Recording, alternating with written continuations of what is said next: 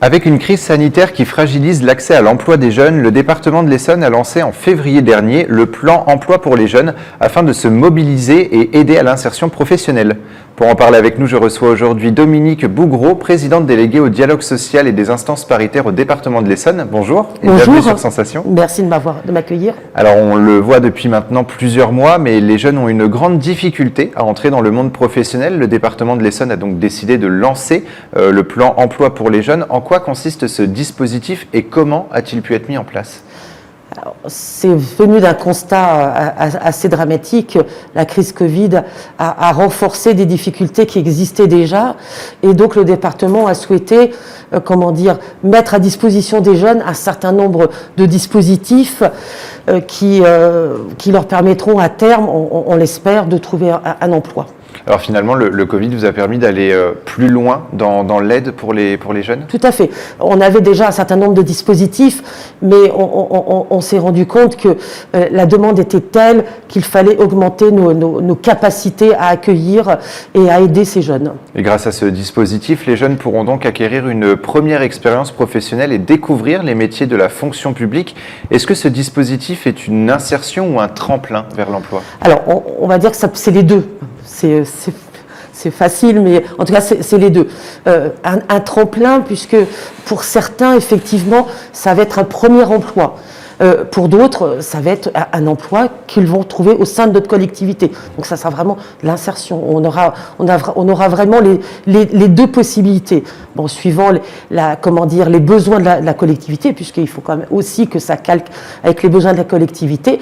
Et puis, les envies, les motivations des jeunes que l'on recevra au sein de notre collectivité. Et pourquoi c'était important pour le département de s'engager justement auprès des jeunes en proposant ce dispositif ? Alors, pour plusieurs choses. D'abord parce que les jeunes, c'est facile de dire aussi, c'est l'avenir. Hein. Donc pour nous, c'est vraiment essentiel. Il faut savoir que 20% de la population essonnienne a moins de 26 ans. Donc c'est quand même quelque chose de très important. Ensuite, d'une façon tout à fait, intéressée, la pyramide des âges au sein du département est quand même plutôt très élevée. Donc, on a besoin d'un renouvellement aussi de nos agents. Et donc, si on peut, allier les deux, donc c'est gagnant-gagnant pour des deux côtés. Et le département a mis en place plusieurs mesures au sein de ce dispositif. Le premier se concentre sur l'accueil de 100 apprentis entre 2021 et 2022. 140 sont attendus pour 2022-2023. Quels sont les métiers visés à travers cette première mesure ? Voilà. Donc on est passé de 67, alors c'est vraiment des dispositifs qui existaient déjà, on est passé de 67 et à terme donc passé à 140, donc ça c'est important. Alors c'est les métiers en tension sur notre collectivité. Vous vous doutez bien que, hélas, on ne peut pas, prendre des personnes qui seraient en sureffectif. Donc, c'est les métiers en tension. Alors, les métiers en tension, c'est les métiers, liés à l'informatique. Tout ce qui est informatique, là, il y a un besoin, considérable, que ce soit dans notre département ou ailleurs. D'ailleurs, on sait bien que c'est un métier en tension. On a tous les métiers sociaux. Et on voit bien au moment de la crise le besoin énorme que l'on a dans ce secteur. Et puis on a des métiers liés aussi par exemple à la restauration scolaire, en tout cas à la restauration d'une façon générale. Voilà. Donc il y a plusieurs quand même filières qui sont en tension et en difficulté au niveau des postes à pourvoir. Et c'est comme ça du coup que vous avez choisi en fait les métiers, c'est en rapport à la recherche de candidats qui était importante dans ces secteurs ? Oui, tout à fait. Oui.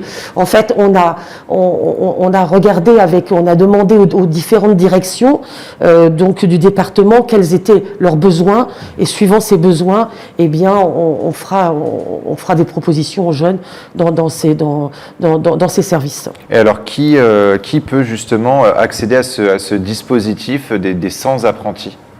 Alors, je dirais que tout le monde, voilà, tout le monde. On va suivant les secteurs, si vous voulez, on va prendre des personnes qui sont au niveau CAP à Bac+5.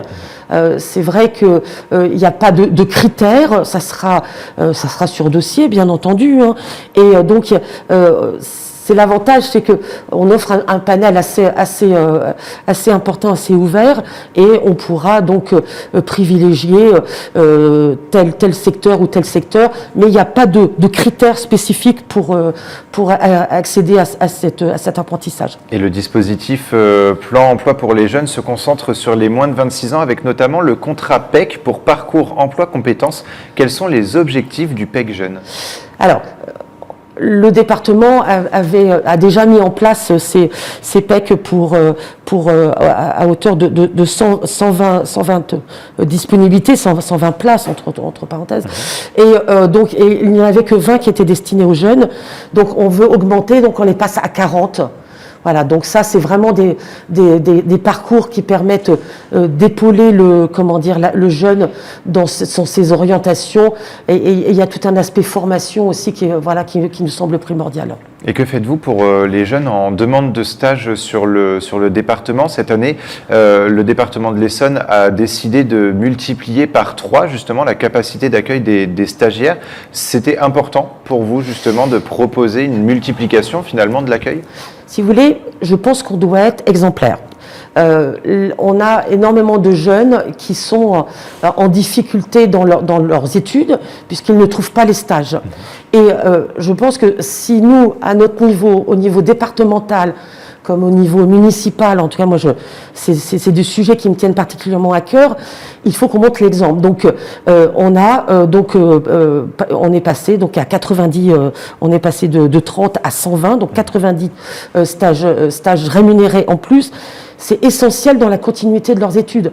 Sinon, on a des personnes qui perdent des années, on a des jeunes qui perdent des années parce que, faute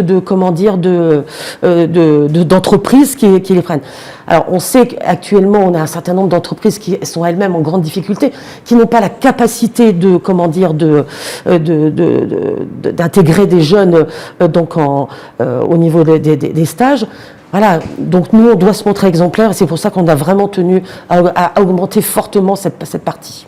Et vous avez aussi mis en place une allocation de pré-recrutement pour les étudiants en dernière année d'études. En quoi consiste cette allocation et quels sont les critères à remplir pour l'obtenir? Alors, c'est uniquement pour les 3e années de travailleurs sociaux. Et donc, c'est destiné à une vingtaine d'étudiants. Donc, c'est 4 200 €. Et avec la possibilité à terme d'être, embauché. Alors le mot, j'aime pas le mot, mais bon, voilà, embauché par le département. Voilà, c'est pour aider ces jeunes. Alors bon, les dossiers, ça sera sur dossier. J'ai pas encore tous les critères d'attribution, mais bon, ça sera quelque chose de factuel, bien entendu. Et et ça permet aussi d'espérer que ces personnes puissent rentrer dans notre collectivité, où là également, je vous le redis, on a des grands besoins au niveau des travailleurs sociaux. Et toujours pour les étudiants essonniens, le département renouvelle un recrutement de 100 emplois saisonniers. Est-ce que ce dispositif était déjà en place avant la crise sanitaire? Bien sûr, il était déjà en place, mais il était en place que sur les mois de juillet et août. Et là, donc, on passe de juin, juillet, août et septembre. Voilà, et quelles seront les missions justement des saisonniers? Alors, les saisonniers, ils auront des missions vraiment très très variées. Là, c'est pareil, on a un panel, ça peut être dans l'administration, ça peut être pourquoi pas la voirie.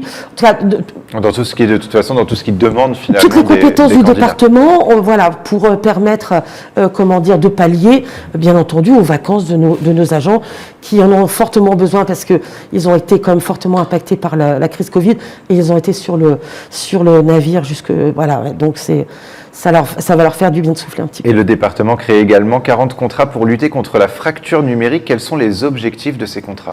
Alors, c'est 40 contrats. Donc, il y a des nouveaux dispositifs qui permettent d'avoir des contrats sur des durées déterminées de 1 à 6 ans. comment dire, sur un sujet particulier. En fait, c'est des contrats de projet. Et donc, sur le département de l'Essonne, on est en train de développer tout ce qui est numérique. Alors, je pense que tout le monde le sait, on est en train de fibrer tout le département. Donc, avant la fin de l'année, tout le département de l'Essonne sera fibré. Ça concerne surtout le sud Essonne, puisqu'on sait très bien que les grands opérateurs aiment bien aller, fibrer dans le nord où c'est pas compliqué, où il y a beaucoup. Mais tout le sud il y aura de toute façon un réel besoin et on pourra retrouver plus d'informations sur votre site concernant même les dossiers de candidature. Merci beaucoup, Dominique Bougreau, d'avoir été avec nous sur Sensation. Et pour revoir ou réécouter cette émission, rendez-vous sur notre site et application Radio Sensation.